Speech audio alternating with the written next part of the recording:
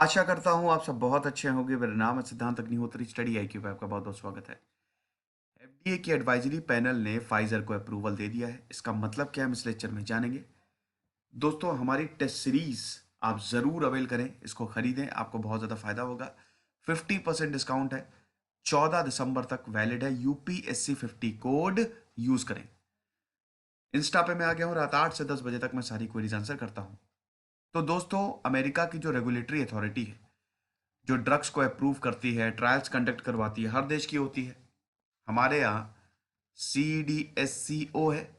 हमारे यहाँ emergency use authorisation का जो 2019 के रूल्स हैं, ड्रग रूल्स हैं, ट्रायल रूल्स हैं, उसमें इस वर्ड को आप नहीं पाएंगे। लेकिन इसका मतलब ये नहीं कि हम कर नहीं सकते, क्योंकि स्पेशल प्रोविजंस दिए गए हैं।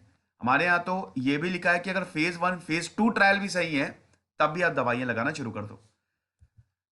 तो अमेरिका की जो रेगुलेटरी अथॉरिटी है, food and drugs administration, FDA, इनका जो एडवाइजरी पैनल है, उन्होंने ये रेकमेंड किया है कि इमरजेंसी यूज अप्रूवल फाइजर का आप करना शुरू कर दो। तो अब आपको पता ही है कि फाइजर और मॉडर्ना, इन दोनों के रिजल्ट सबसे पहले आए थे और 90% से ज्यादा इफेक्टिव हैं। यूके में ऑलरेडी वैक्सीनेशन शुरू हो चुका है। यूके में 90 साल की महिला को पहली वैक्सीन लगाई गई और तब बड़ा ये हुआ कि अब हमारे यहाँ कब वैक्सीनेशन शुरू होगा। ऐसे आपको बता दो कि यूके ने already 8 lakh doses of Pfizer already इसको प्रोक्योर कर लिया है और अभी आने वाले समय में लगभग 2 करोड़ डोजेस ये और प्रोक्योर करेंगे। तो 2021 तक यूके में पूरा वैक्सीनेशन चलेगा और हर किसी को वैक्सीनेट कर दिया जाएगा। अच्छी बात है। अब हम सवाल लेते हैं, हुआ क्या है।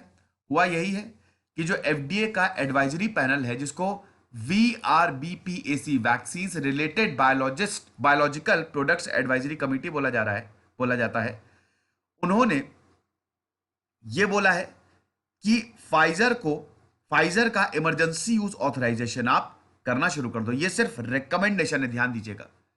अभी FDA डिसाइड करेगा, रिकमेंड किया है। तो फाइजर ने ऑलरेडी FDA को रिक्वेस्ट सबमिट की थी। भारत में भी उसने सबमिट किया। भारत में हालांकि फाइजर ने ट्रायल नहीं चलाए हैं, लेकिन भारत में भी उसने एप्लीकेशन सबमिट की है। तो फाइजर ने अमेरिका को भी, भाई फाइजर तो अमेरिका की ही है, जर्मन बायोएनटेक के साथ वो मिलकर काम कर रही है। तो FDA को ऑलरेडी रिक्वेस्ट डाल दी थी कि आप हमको वैक्सीनेशन का मौका दो, हमारी वैक्सीन बढ़िया है। नवंबर में डोनाल्ड ट्रंप तो भैया इसीलिए चुनाव हार गए।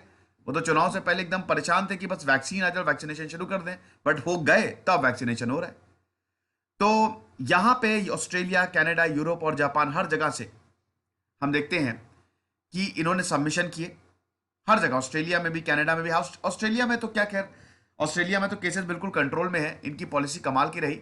लेकिन फिर भी वैक्सीन तो लगानी पड़ेगी ना, क्योंकि यूरोप में सेकेंड वेव हमको देखने को मिल रही है। तो यहां पे दोनों कंपनीज कम से कम 50 मिलियन डोजेस 2020 में, मतलब अभी दिसंबर में ही 50 मिलियन डोजेस, मतलब कितना हुआ, 5 करोड़ डोजेस, और 130 करोड़ डोजेस 2021 तक। तो ये दोनों कंपनी जो है वो इतनी डोजेस सबमिट करेंगी और हर जगह ये लोग एप्लीकेशन डाल रही हैं कि आप हमको अप्रूव करो। इसका मतलब क्या है? इसका मतलब यही है कि अमेरिका में भी अब वैक्सीनेशन शुरू हो जाएगा। आने वाले कुछ ही हफ्तों में देखेंगे आप कि सबको वैक्सीन लग रही है। यूके में तो शुरू ही हो गया, अब अमेरिका में भी शुरू हो गया। और अमेरिका की बात करें तो अमेरिका तो वर्स्ट हिट है ना। रोज 2-2, 3-3 हजार मौतें हो रही हैं। तो अमेरिका को तो वैक्सीन की सबसे ज्यादा जरूरत है। तो इसीलिए अमेरिका में आने वाले समय में, भाई रिकमेंडेशन आई गई है, एडवाइजरी पैनल FDA की सबसे बड़ी बॉडी है, रिकमेंडेशन आ गई और अब वैक्सीनेशन शुरू हो जाएगा। और ये न्यूयॉर्क टाइम्स ने रिपोर्ट किया है कि इमरजेंसी यूज ऑथराइजेशन सैटरडे को मिल जाएगा, यानी कि वैक्सीन को अप्रूवल इमरजेंसी यूज ऑथराइजेशन का इसी आने वाले शनिवार को, ये सैटरडे को, मतलब आज मिल जाएगा। ये मतलब अब शुरू होने वाला है वहां पे वैक्सीनेशन। तो अब इमरजेंसी यूज अप्रूवल होता क्या है, इसमें मैंने पूरा सेपरेट वीडियो बनाया है, आप देख सकते हैं।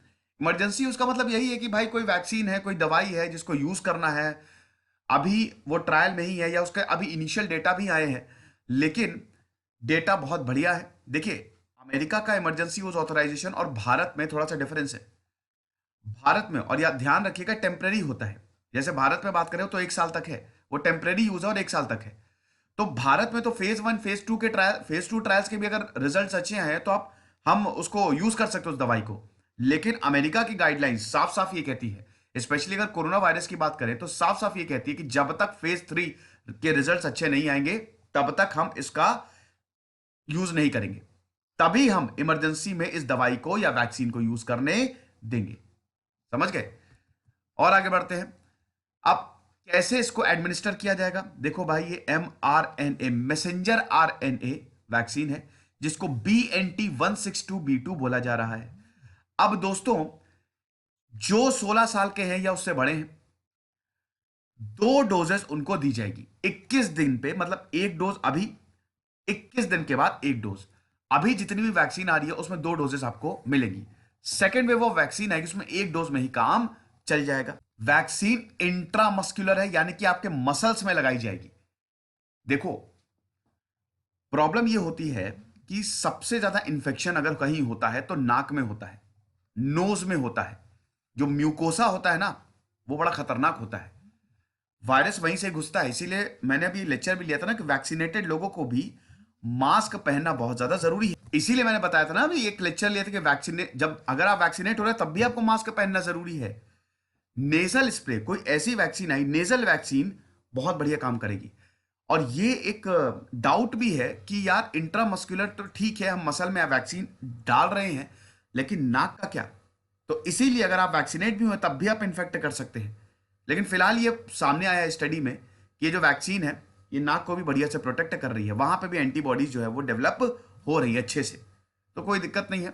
तो mRNA वैक्सीन ये आपको 2 डोजेस मतलब 2 डोजेज जो है वो लेनी है 21 दिन के अंदर, मतलब एक अभी और एक 21 दिन के बाद। अब वैक्सीन कितनी इफेक्टिव है ये आपको पता ही, 94%, 90% से ज्यादा वैक्सीन इफेक्टिव है। लेकिन वही है ना, अभी मैंने बताया कि वैक्सीनेटेड लोगों को भी इन्फेक्शन हो सकता है, तो इसीलिए उनको भी सोशल डिस्टेंसिंग और मास्क पहनने की जरूरत है।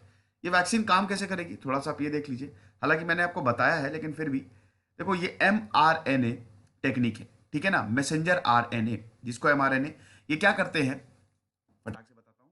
ये इंस्ट्रक्शंस कैरी करते हैं, instructions to create SARS-CoV-2 virus spike protein, बस। यानी कि आपको लगाया इंजेक्शन, इसमें कोई वायरस तो है नहीं, जैसे एस्ट्राजेनेका में week version of adeno virus है, इसमें ऐसा कुछ है नहीं। इसमें क्या है, सिर्फ mRNA बहुत सेफेस्ट मेथड है, सबसे बेहतरीन मेथड है। इसमें क्या है, इसमें सिर्फ ये बोलेगा कि भैया SARS-CoV-2 वायरस का जो स्पाइक प्रोटीन है वो बनाओ। अब जैसे ही वो प्रोटीन बनाना शुरू करेगा, copies of the spike protein बनाना शुरू करेगा, आपकी इम्यून सिस्टम को पता लग जाएगा कुछ तो गड़बड़ है, और आपका इम्यून रिस्पॉन्स एक्टिव होगा, एंटीबॉडीज बनेगी। तो mRNA इस तरीके से काम करती है, सबसे इफेक्टिव, सबसे बेहतरीन मेथड है। ये लेक्चर था दोस्तों, आई होप आप समझे होंगे। अब 12,001 को सब्सक्राइबर है मेरे टेलीग्राम चैनल पे, यही ज्वाइन करिएगा। Thank you so much.